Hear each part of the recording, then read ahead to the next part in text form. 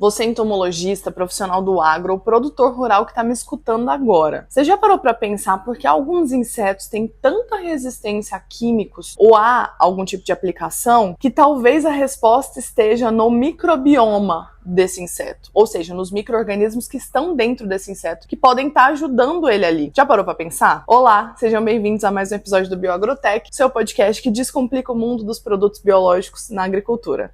Eu me chamo Isabela Tavares, eu sou biotecnologista e entomologista, e hoje a gente vai entrar em um tema que está numa fronteira de pesquisa aí da entomologia e da ecologia química, que vai mudar a forma como a gente pensa sobre semioquímicos e controle biológico. Inclusive, nós já temos um episódio inteiro falando sobre defesa dos insetos, que eu até falei sobre um livro para vocês, do Sérgio Batista Alves, que é a nossa bíblia aí dos produtos biológicos, e eu deixo como dica também para você adquirir, enfim. Vou tentar deixar uma foto aqui para vocês saberem qual livro é esse, e se quiserem, né, eu nem sei se ele vende mais, para ser bem sincera, porque eu tenho esse livro há mais de uns 8 anos, desde que eu fiz estágio na Exalc, há um tempinho atrás. Tem muita gente que fala, nossa, parece mais nova. Que bom, gente, eu fico super feliz com esses comentários. Mas já tem um tempinho aí que eu fiz o estágio na Exalc, né, fiz o mestrado. E eu vou tentar mostrar aqui a capa pra vocês, eu já devo ter mostrado, mas pra vocês verem se ainda tem essa possibilidade de adquirir esse livro. Esse livro, inclusive, eu ganhei de uma grande profissional, que foi a Solange, que ela ainda trabalha no laboratório do professor Ítalo, e foi uma pessoa, assim, que mudou completamente a minha carreira. Então, um beijo, Sol. Não sei se você está escutando esse podcast, esse episódio, mas saiba que você foi uma grande pessoa para que eu pudesse entender melhor sobre fungos, sobre bactérias. Você me deu uma base muito grande, te agradeço. Enfim, voltando. A pergunta central do episódio de hoje é: o que os micro-organismos que vivem dentro do inseto têm a ver com o feromônio que ele vai produzir? A resposta é um pouquinho mais profunda do que ela parece. E ela tem uma implicação direta para quem pensa nas armadilhas de acasalamento, por exemplo, atratividade de iscas, e até para quem trabalha com a técnica do inseto estéreo. E a gente vai usar como base um artigo que foi publicado em 2026. Então, assim, tá super fresco esse tema. Lembrando vocês que eu vou deixar tudo na descrição do episódio, tá? O link do artigo, o link para vocês entenderem melhor sobre o curso de manejo biológico, as mentorias, as consultorias, o grupo VIP, né, se vocês quiserem entrar no grupo VIP que a gente tem no WhatsApp também. E toda terça-feira eu coloco uma novidade da semana nesse grupo VIP para vocês. Então não esquece, tá tudo na descrição desse episódio, tá? Independente da plataforma que você estiver vendo ou escutando. Nos últimos anos, a pesquisa em microbioma, ela tem dominado a biologia, né? A biologia, o campo, enfim, todas as áreas. O microbioma humano, ou o microbioma do solo, ou da planta, ele vem crescendo cada vez mais. E agora, com um peso que, além de todos esses, a gente ainda tem o microbioma do inseto, que pode ser a resposta de muitos problemas que a gente tem, não só problemas de aplicação, de mortalidade desse inseto no campo,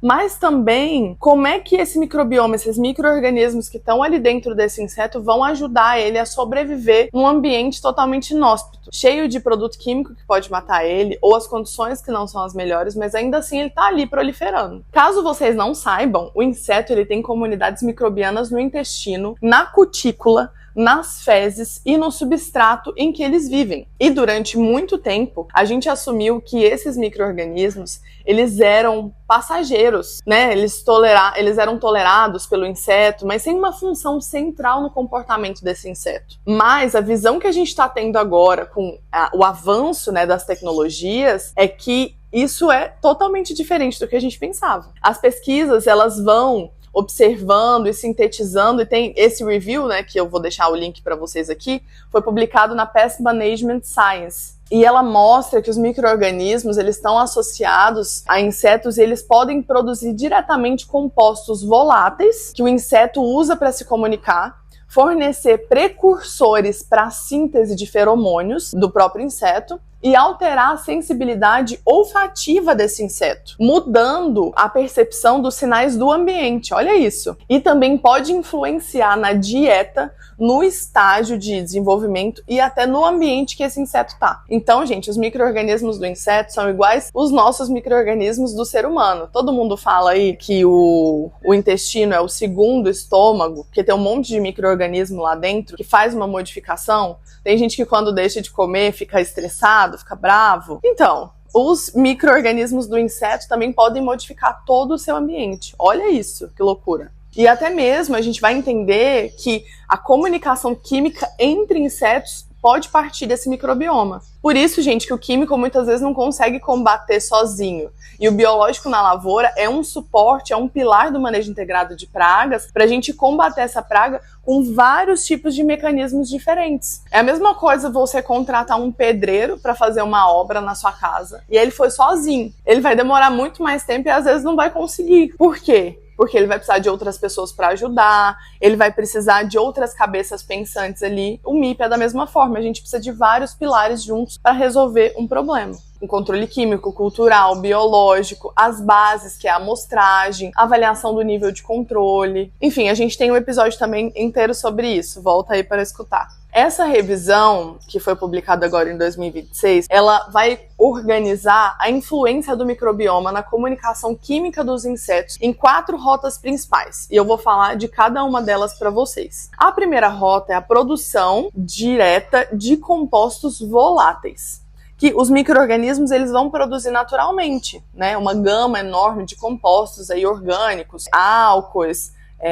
ácidos, ésteres, enfim, os compostos sulfurados, né, nitrogenados, que estão ali dentro desse inseto. E muitos desses compostos são biologicamente ativos para insetos. O que isso significa? Vou dar um exemplo para vocês, né? A gente tem uma barata germânica, né? Que é a barata que provavelmente vocês conhecem aí, que fica rondando aí as nossas casas. E em um estudo com insetos mantidos em condições axênicas, ou seja, livres de micro-organismos, pode conter vários ácidos carboxílicos voláteis, que são componentes do feromônio de agregação. Ou seja, quando as bactérias do intestino elas são reintroduzidas nessa barata, os compostos de agregação voltavam. Então, as baratas conseguiam se comunicar. E isso vai estabelecer uma relação causal muito clara, que as bactérias intestinais, elas produzem os compostos que funcionam como um feromônio de agregação. Se a gente remove essas bactérias, a gente mexe em vários ciclos. E principalmente vai remover esse feromônio. Outro exemplo muito interessante é a mosca das frutas, que muitos produtores devem conhecer porque é um problemão. As bactérias do reto dos machos adultos, eles produzem as pirazinas. O que é isso? São os compostos que funcionam como feromônio sexual para atrair as fêmeas. No tratamento com antibiótico, que reduz a produção dessas pirazinas, vai reduzir a atratividade do macho. E isso, consequentemente, vai reduzir o acasalamento e a multiplicação desses insetos no campo. A segunda rota que eles falam é sobre a provisão de percursos para a síntese do hospedeiro. Muito difícil essa frase, né? Mas vamos destrinchar ela. Nessa rota, os micro-organismos eles não vão produzir feromônio diretamente. Eles vão os micro-organismos fornecem o substrato, que vai ser precursor desses metabólitos, e o inseto vai usar para sintetizar seus próprios semioquímicos. Um exemplo muito bem documentado são os besouros de casca. Aquele cascudinho que a gente conhece. Pois é, as bactérias e os fungos deles simbiontes no intestino e nas galerias, elas vão formar os compostos da árvore hospedeira em componentes de feromônio de agregação. Muitos desses insetos precisam dos micro-organismos para converter esse composto da planta no sinal que ele vai utilizar. E isso vai ter uma implicação muito interessante para a seleção das iscas que a gente coloca no campo, que é a composição dos atrativos para algumas pragas, né? Pode depender não só de uma praga, mas da composição microbiana associada a ela em determinado hospedeiro vegetal. Então pode ser que você coloque lá uma isca, né, na sua lavoura e ela não dê tanto resultado, mas pode também estar associada a uma resposta dos micro-organismos que estão dentro desse inseto. Olha só. A terceira rota que eles trazem é a modulação da percepção olfativa do hospedeiro. Essa é a rota que é mais sutil, assim, e ela é menos intuitiva um pouco. Porque os micro-organismos, eles não vão mudar o sinal emitido. eles mudam como o inseto percebe esse sinal. Na drosófila, por exemplo, alguns estudos mostraram que a manipulação da microbiota intestinal pode alterar a preferência por odores e decisões de forrageamento. As moscas axênicas, elas vão responder de uma forma diferente a compostos voláteis do que moscas com microbioma natural. Então, moscas com e sem micro-organismos intestinal respondem de formas totalmente diferentes ao local que elas estão, às preferências de alimentação que elas estão. E por que isso é importante? Porque isso vai modificar se ela vai se alimentar daquela fruta ou daquela cultura que está ali ou não. E esses mecanismos, eles incluem também a alteração na expressão de receptores olfativos, a produção de metabólitos neuroativos, como, por exemplo, os ácidos graxos, a cadeia curta do GABA, enfim. Mas o importante para vocês é que elas vão modificar, esses micro-organismos, a estrutura neural dos insetos e vão influenciar nesse eixo do intestino e do cérebro. E olha quanta coisa, né? A biologia do inseto está relacionada e influenciando nele. Isso ainda está sendo mapeado, tá, gente? Em alguns insetos praga, a implicação, assim, ela é clara, mesmo que seja eficiente. A gente pode observar isso para poder utilizar nas iscas que a gente vai colocar, né? A utilização de feromônios, que faz toda a diferença aí o microbioma. E pode ser tratado como um outro pilar do manejo integrado de pragas, né? Para auxiliar a gente aí no campo. E eu também quis trazer esse episódio para vocês entenderem como é que funciona basicamente, e isso linkando os micro-organismos, óbvio que a gente fala só de micro-organismos aqui no Bioagrotech, mas para vocês entenderem como é que a gente pode utilizar da melhor forma no campo a nosso favor. E claro, descomplicando esses artigos que às vezes são muito longos e eu sei que vocês não têm tempo. Então vocês vão escutar um episódio aqui de 15, 20 minutos, vão falar, eu lembro da Isabela falando sobre isso. Às vezes eu recebo algumas mensagens de vocês falando, nossa, aquele episódio que você falou sobre o mecanismo tal foi muito bom, porque hoje eu utilizo pensando naquele episódio. E isso, gente, eu fico muito feliz. Se esse episódio puder modificar e ajudar alguém, pelo menos uma pessoa, pra mim já tá ótimo. Então não esquece de deixar seu comentário aqui pra gente, seja no Spotify, no YouTube, porque eu quero saber as dúvidas que vocês têm sobre esse episódio também. Lá no TikTok vocês adoram comentar, eu adoro responder, então continuem aí pra gente ir trocando essa ideia e se ajudando. Bom, a quarta rota é a rota transversal, e todos os efeitos acima que a gente já comentou vão depender dessa quarta rota, porque a dieta que o inseto consome muda a composição do microbioma. O estágio de desenvolvimento muda quando os micro-organismos estão ativos ali no intestino dele. E o microbioma da planta hospedeira também vai mudar quais os micro-organismos esse inseto vai adquirir. Olha essa rota, gente, olha essa conexão. E isso explica porque os efeitos do microbioma em insetos têm se mostrado, às vezes, inconsistentes, né, nos laboratórios, no campo, porque os insetos eles foram criados, isso muito mais para laboratório do que para campo, né? Porque esses insetos de laboratório eles são criados em dietas diferentes, com microbiomas diferentes. E é muito engraçado que eu sempre brinco que durante a minha primeira pesquisa, né, que foi com o Dr. Ricardo Fujihara lá na UFSCar, eu era aluna de iniciação científica e a gente começou a criar Helicover parmigera, que era assim muito difícil a criação. Helicover parmigera, para quem não conhece, é uma praga polífaga, né, que se alimenta de vários tipos de culturas diferentes. Hoje em dia não é tanto um problema, mas lá em 2013, 2014, a gente tinha um problemão em vários estados do país, porque além dela ter esse problema de ser polífaga e comer tudo, né, ela no campo ia super bem na multiplicação, tinha um curto estágio de desenvolvimento, né, então mais gerações aí durante a fase de cultura, mas no laboratório a gente tinha muita dificuldade de criar uma dieta. A gente precisou pedir ajuda aí até pro pessoal na época da Exalc para entender o que a gente poderia fazer para mudar essa dieta no laboratório e criar melhor. Porque justamente essa microbiota que está no intestino do inseto é diferente quando você faz uma dieta com farelo de soja ou com leite em pó. E, gente, a dieta do laboratório é muito melhor, tá? Do que o que a gente come. Eles comem leite em pó, farelo de soja. É assim, é algo... Perguntem pra quem trabalha no laboratório. Comenta aqui se você trabalha no laboratório e faz dieta de inseto. Fala pro pessoal aqui como eles comem bem. E muitas vezes eu chegava no laboratório de manhã, em que as lagartas eram armazenadas numa BOD, que ela parece uma geladeira, mas com uma temperatura e umidade bem específicas para a criação do inseto. Lá a gente deixava as lagartas dentro de um recipiente plástico. Quando a gente chegava no outro dia, elas têm o hábito de ser canibais. Então ela comia o copinho de plástico dela, comia o copinho da outra e se alimentava da outra lagarta. Vocês acreditam nisso? Muitas vezes eu tive que reiniciar o processo porque a gente não estava conseguindo testar o baculovírus nessas lagartas.